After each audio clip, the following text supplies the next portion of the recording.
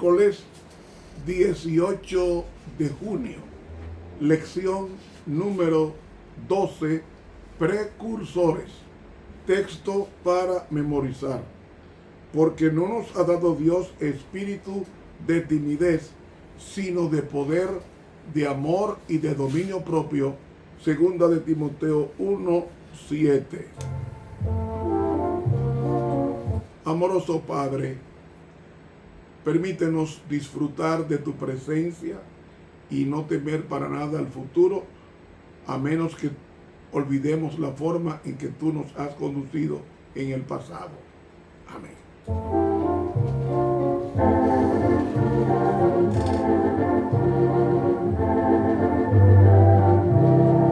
Para hoy miércoles, la persecución a la iglesia primitiva.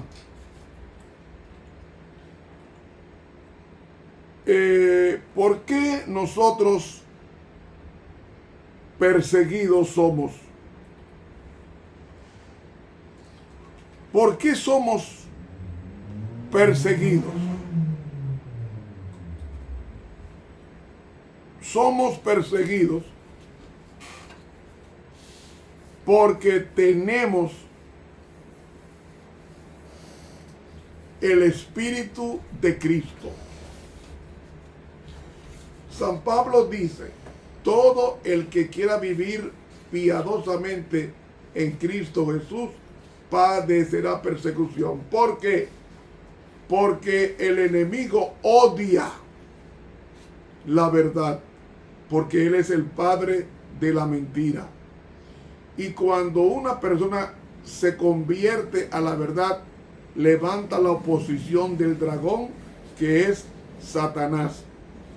Cuando la iglesia es investida con el Espíritu Santo en el aposento alto, donde 120 receptáculos fueron llenos del Espíritu de Dios, en un día convirtieron 3,000 personas y en otro día 5,000. Y hermanos, pero esa guerra contra el error levanta oposición, y es la que encontramos en Hechos, el capítulo 12, que nos dice Lucas allí: y en el mismo tiempo,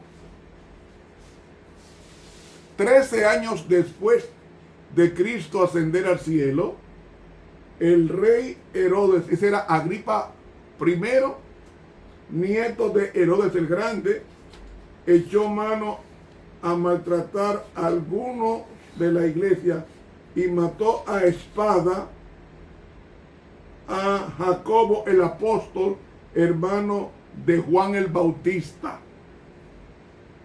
Y siendo que esto que agradó a los judíos, prendió también a Pedro, y eran entonces los días de la Pascua, los panes ácimos. Y habiéndole preso, púsole en la cárcel, entregándole a 4 cuaterniones o grupos de soldados, es decir, 16, que le guardasen, queriendo sacarle al pueblo después de la Pascua, para luego decapitarlo. Y dice que Pedro era guardado en la cárcel. ¿Y qué hacía la iglesia? Oraba sin cesar por él. Y la noche antes de ser decapitado Pedro, sucede lo siguiente. Cuando Herodes le había de sacar, aquella misma noche estaba Pedro durmiendo entre 2 soldados, preso con 2 cadenas. Cada cadena estaba atado al guardia, y los guardias delante de la puerta que guardaban la cárcel. Y aquí dice el ángel, no es un ángel del Señor, sobrevino, y una luz resplandeció en la cárcel, golpeando a Pedro en el costado, o sea, le dio aquí, y le levantó diciendo: levántate pronto. Y las cadenas se le cayeron de las manos, es decir, de las muñecas y los tobillos, que así era que apresaban en ese tiempo. Y le dijo el ángel, cíñete. Ceñir indicaba, prepárate porque va a viajar largo. Cíñete y ata tus sandalias. Y lo hizo así, le dijo, envuélvete tu manto y sígueme. Y saliendo le seguía, y no sabía que era verdad lo que hacía el ángel, mas pensaba que veía visión. Esa cárcel era la Torre Antonia, que estaba dentro de la ciudad. Y como pasaron la primera y segunda guardia, vinieron a la puerta de hierro que va a la ciudad, la cual se les abrió automáticamente. Y salidos, avanzaron por una calle, y de pronto el ángel se apartó de él. Entonces Pedro, volviendo en sí, dijo, ahora entiendo verdaderamente que el Señor ha enviado a su ángel y me ha arrebatado de mano de Herodes y de todo el pueblo de los judíos que me esperaba. Y habiendo considerado esto, llegó a casa de María. María era una mujer rica, que no es María la de Jesús, sino María, una mujer rica, viuda con dinero, que mantuvo a la iglesia en su casa amplia y era pariente de Bernabé, según Colosenses 4:10. Y esa María era la madre de Juan, no la madre de Jesús, el que tenía por sobrenombre Marcos, que era un judío gentil, donde muchos estaban juntos orando. Y tocando a Pedro a la puerta del pórtico, salió una muchacha para abrir, llamada Rode, que significa rosa, la cual, como conoció la voz de Pedro, de gozo no abrió el pórtico, sino abriendo dentro, dio la noticia de que Pedro estaba en la puerta. Y ellos le dijeron, estás fuera de sí. Mas ella afirmaba que así era. Entonces decían, su ángel es. Mas Pedro perseveraba en llamar, y cuando abrieron, le vieron y se espantaron. Mas él, haciéndoles con la mano señal de que callasen, les contó cómo el Señor le había sacado de la cárcel. Y dijo, haced saber esto a Jacobo y a los hermanos, y salió y partió a otro lugar desconocido. 18. Luego que fue de día, hubo mucho alboroto entre los soldados, porque al haber escapado una persona sentenciada a muerte, representaba la muerte de los soldados que lo dejaron escapar. Mas Herodes, como le buscó, en el griego dice, lo buscó afanosamente y no lo halló, hecha inquisición de los guardias, los mandó matar, y después, descendiendo de Judea a Cesarea, se quedó allí. Hermanos, la gran persecución que se levantó en la iglesia apostólica está refrendada por la asistencia de los ángeles que libraban a las personas de morir, como en el caso de Pedro.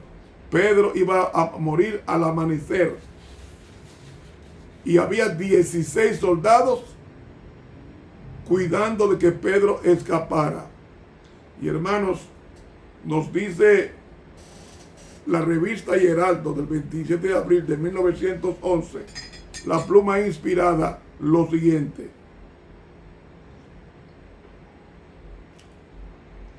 el apóstol no estaba atemorizado por su situación.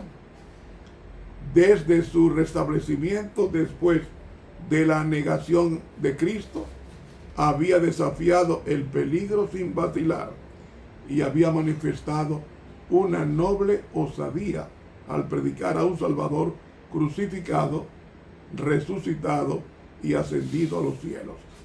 Mientras yacía en el calabozo, recordaba lo que Cristo le dijo: de cierto te digo, cuando eras más joven te ceñías e ibas donde querías, mas cuando fueres viejo, extenderá tus manos y te ceñirá otro y te llevará donde no quieras. Juan 21:18. Pedro creía que había llegado el tiempo para que él entregara su vida por causa de Cristo. Llegó la noche precedente a la propuesta de ejecución. Pedro, atado con cadenas, dormía como de costumbre entre dos soldados. Recordando la última fuga de Pedro de la cárcel, Herodes tomó en esta ocasión el doble de precauciones. Con el fin de asegurar una vigilancia extra, los soldados de guardia eran responsables de la custodia de su preso. Pedro estaba encerrado en una celda cortada en la Peña Viva, cuyas puertas se hallaban atrancadas con fuertes cerrojos y barras. Pero los cerrojos y las barras y la guardia romana, que eliminaban eficazmente toda posibilidad de ayuda humana, estaban destinados a hacer más completo el triunfo de Dios en la liberación de Pedro. Herodes estaba alzando la mano contra el Omnipotente y había de resultar totalmente humillado y derrotado en su atento contra la vida del siervo de Dios. Review and Herald, abril 27, 1911. The Deliverance of Peter, es decir, la liberación de Pedro. Esta cita es importante, la de Hechos de los Apóstoles, página 124 de las siervas de Dios. Dice, la obra de los ángeles consiste en acercarse a los probados, dolientes o tentados. Trabajan incansablemente en favor de aquellos por quienes Cristo murió. Cuando los pecadores son inducidos a entregarse al Salvador, los ángeles llevan las noticias al cielo y hay un gran regocijo entre la hueste celestial. Habrá más gozo en el cielo de un pecador que se arrepiente que de 99 justos que no necesitan arrepentimiento. Lucas 15:7.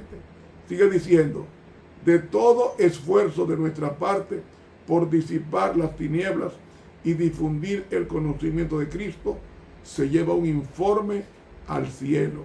Y al referirse la acción ante el Padre Celestial, el gozo conmueve todas las huestes celestiales.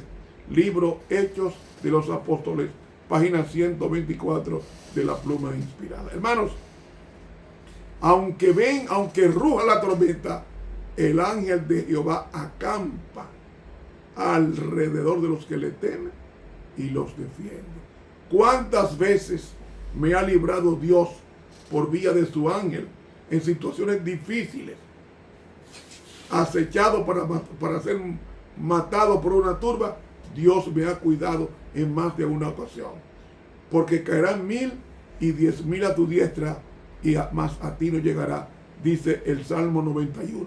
Hagamos la obra, y aunque haya persecución en el pasado o año como antaño, Dios estará con su pueblo hasta el final. Que Dios nos bendiga y nos guarde.